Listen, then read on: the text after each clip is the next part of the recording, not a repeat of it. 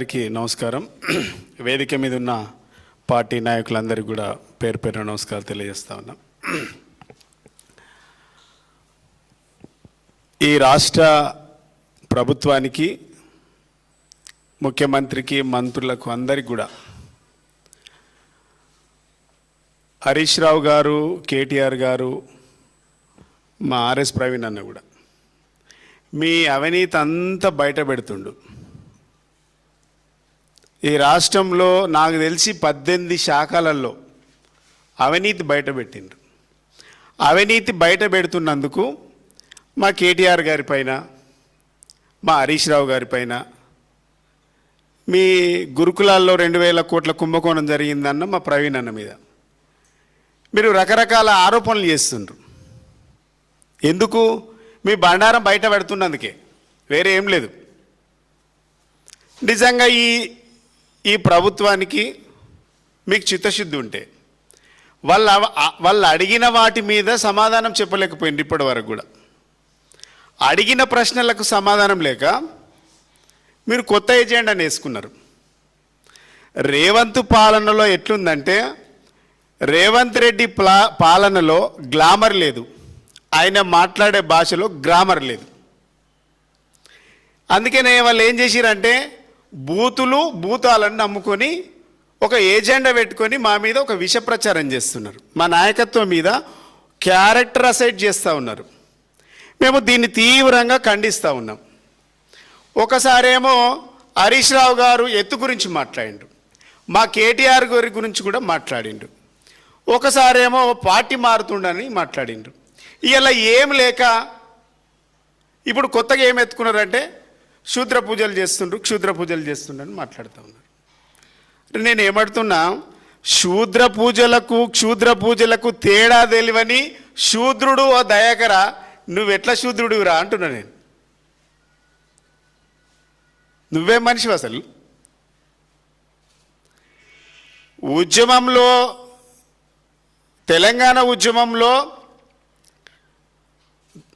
రేవంత్ రెడ్డి గారు రైఫిల్ రెడ్డిగా మారిండు, విద్యార్థుల మీద గన్నులు ఎక్కుపెట్టి.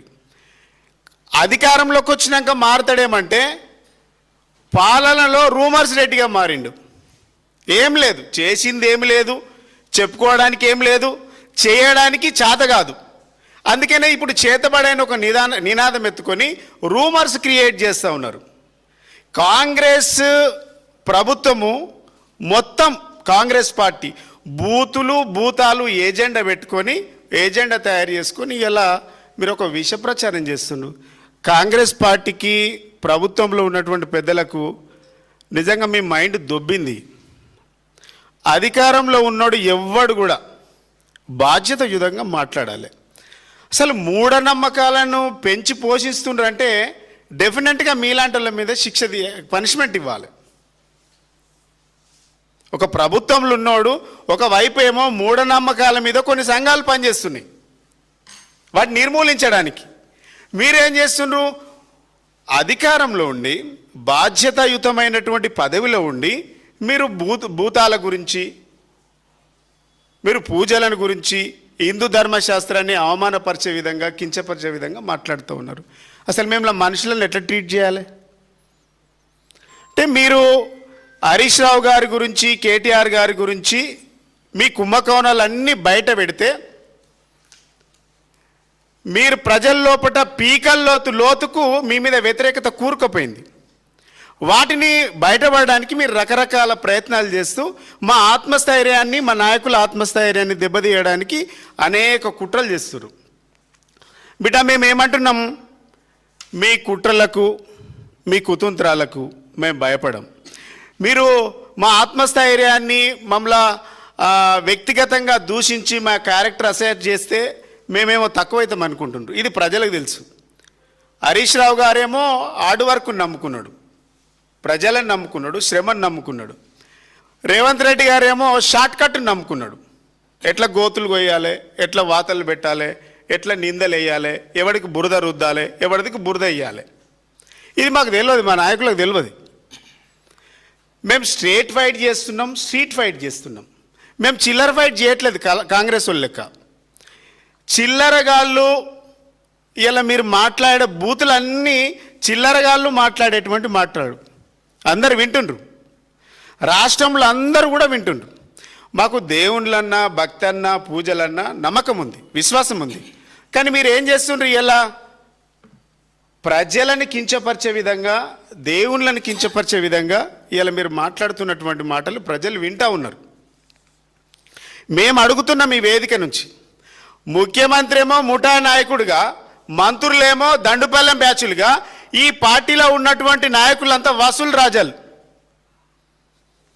ఇలా ఇందిరమ్మ పేరు చెప్పి అందిన కాడికి దోసుకున్నటువంటి ఇందిరమ్మ ఇండ్ల దొంగలు, భూమాత పేరు చెప్పి పేదల భూముల గుంజుకుంటున్న కంత్రిగాళ్ళు, స్కీముల పేరుట గరీబోళ్ళ దగ్గర చిల్లర అడుక్కుంటున్నటువంటి చిల్లరగాళ్ళు, ఉద్యోగుల ట్రాన్స్ఫర్ల పేరుతో పర్సెంటేజీలు తీసుకుంటున్నటువంటి బ్రోకర్ గాళ్ళు, మంత్రుల ఛాంబర్ల చుట్టూ తిరుగుతూ పైరవీలు చేస్తూ బతికే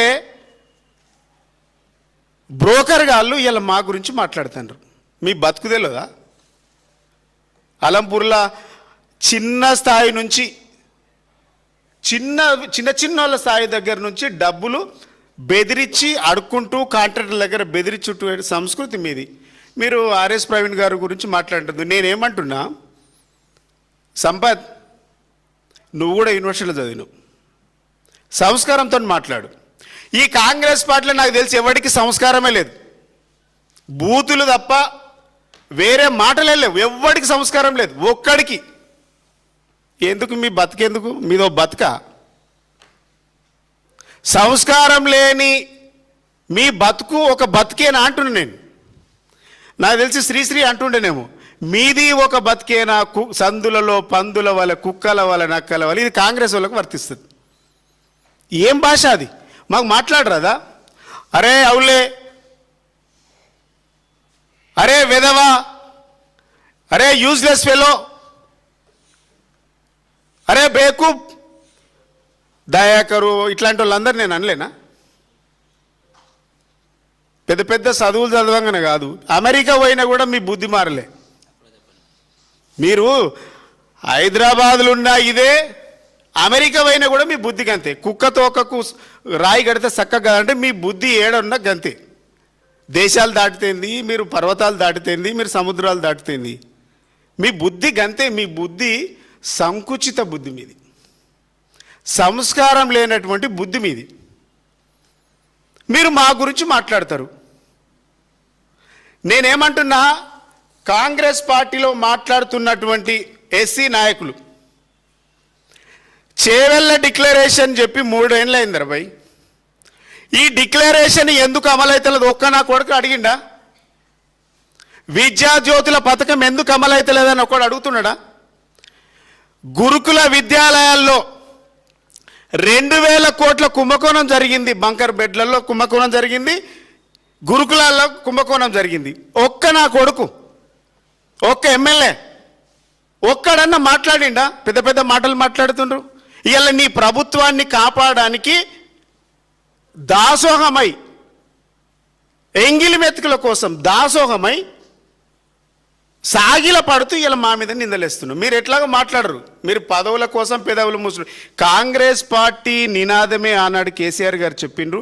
కాంగ్రెస్ పార్టీలో ఉన్నటువంటి ప్రతి నాయకుడు పదవుల కోసం పెదవులు మూసిండ్రు. తెలంగాణ ఉద్యమంలో అయినా ఆనాడు రాజశేఖర రెడ్డి ఉన్నప్పుడు, రోషే ఉన్నప్పుడు, కిరణ్ కుమార్ రెడ్డి ఉన్నప్పుడు, ఇప్పుడు కూడా మీ సంస్కృతే పదవుల కోసం పెదవులు మూయడం.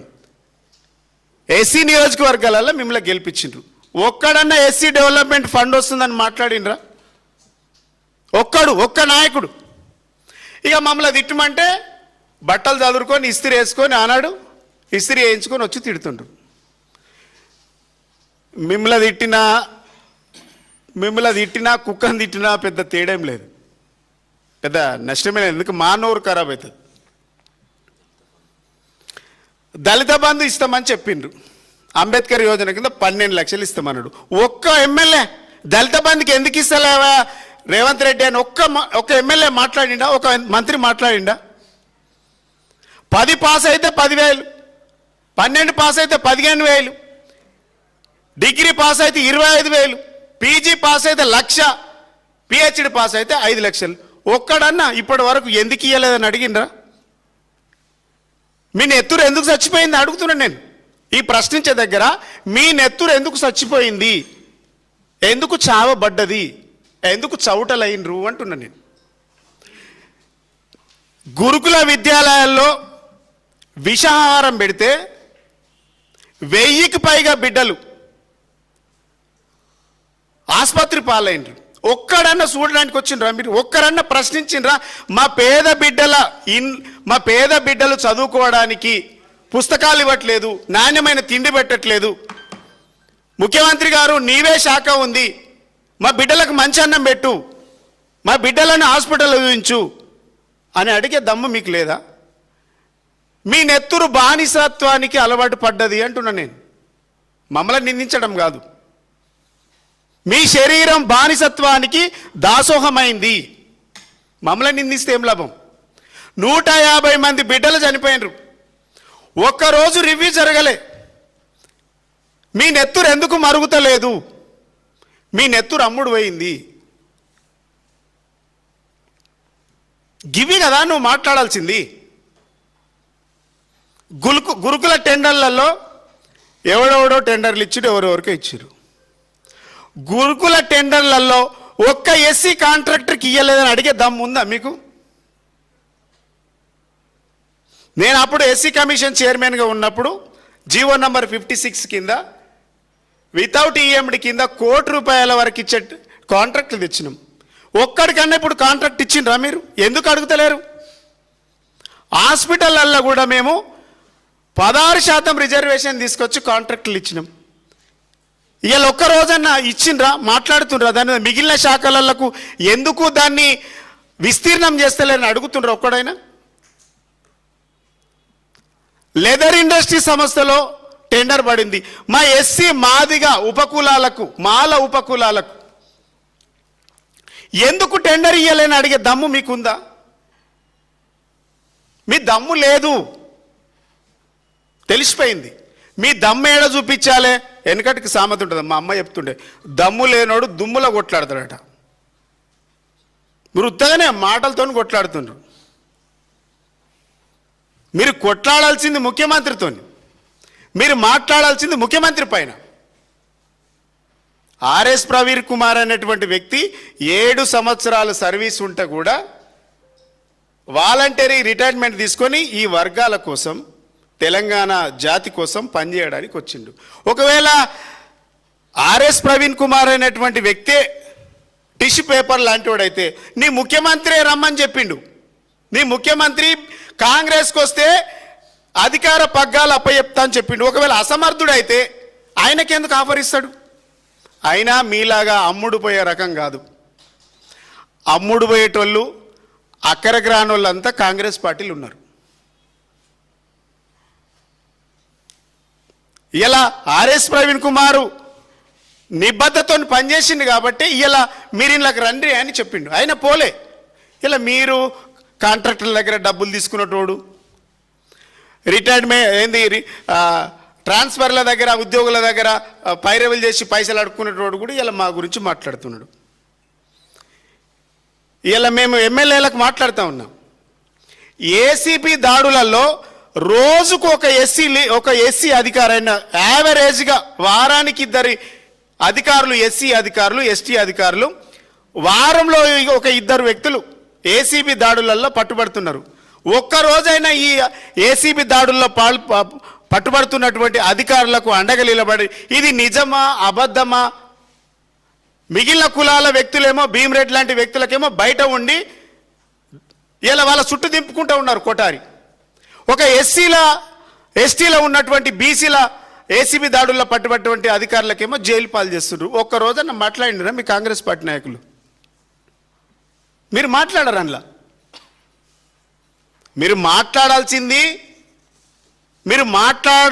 కొట్లాడాల్సింది ముఖ్యమంత్రి పైన. కోదాడ దగ్గర కర్ల రాజేష్ అనేటువంటి దళిత బిడ్డను పోలీస్ స్టేషన్లో లాకప్ డెత్ అయితే ఒక్క ఎమ్మెల్యే మాట్లాడలే, ఒక్క కాంగ్రెస్ పార్టీ లీడర్ మాట్లాడలే. ఇలా మా మీదేమో గల్లలు ఎగిరేసుకొని, కడకిస్తిరి బట్టలు వేసుకొని మాట్లాడుతుండ్రు. మా మీద కాదు బిడ్డ మాట్లాడాల్సింది, మీకు అధికారం అప్పచెప్పినరు. అధికారం అప్పచెప్పినటువంటి ప్రజలకు సంజాయిషి ఇవ్వండి, ప్రజలకు మాట్లాడండి. ప్రజల కోసం మీరు స్కీములు పెట్టిండ్రు, దాంట్లో స్కాములు చేస్తుండ్రు. ఆ స్కాములు మేము మా నాయకత్వం అంతా కూడా బయటకు తీస్తుండ్రు. దాన్ని జీర్ణించుకోలేక ఇలా మా మీద నిందలు వేస్తుండ్రు. మీరు వేసే నిందలన్నీ మీరే బొందలకవుతారు. మేము ఆత్మస్థైర్యంతో ఎప్పుడు కోల్పోం. మీరు ఆత్మస్థైర్యం దెబ్బతీసి ఎట్లానే చేసి వీళ్ళు మాట్లాడకుండా చేయాలి, గిడికే కథమవుతారని మీరు అనుకుంటుండ్రేమో. అంటే మీ స్ట్రాటజీ అది.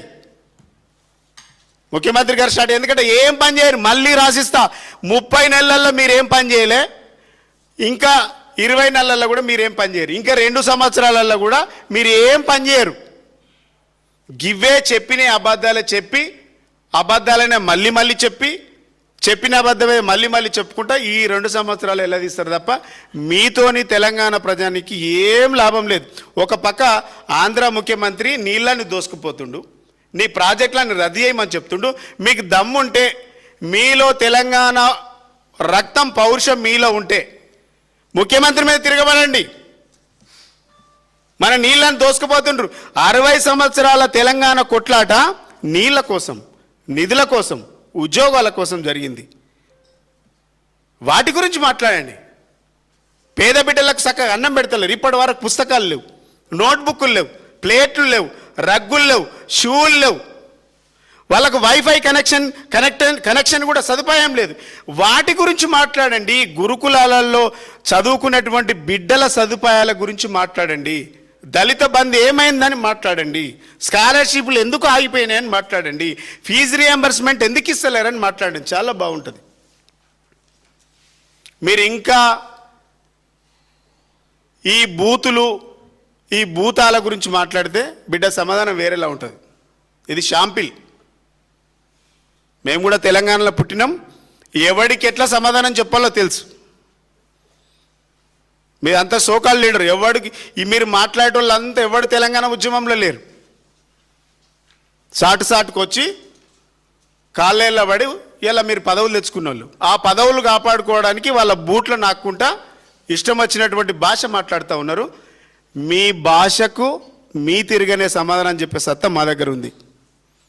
సంస్కారంతో మాట్లాడుతున్నాం కాబట్టి ఇప్పటికైనా సంపత్ అయినా, దయాకర్ అయినా, ఇంకెవడైనా ఒళ్ళు దగ్గర పెట్టుకొని సంస్కారంతో సర్కారు నడపండి. లేదంటే మీకు ఎట్లా బుద్ధి చెప్పాలో మాకు తెలుసు. Thank you.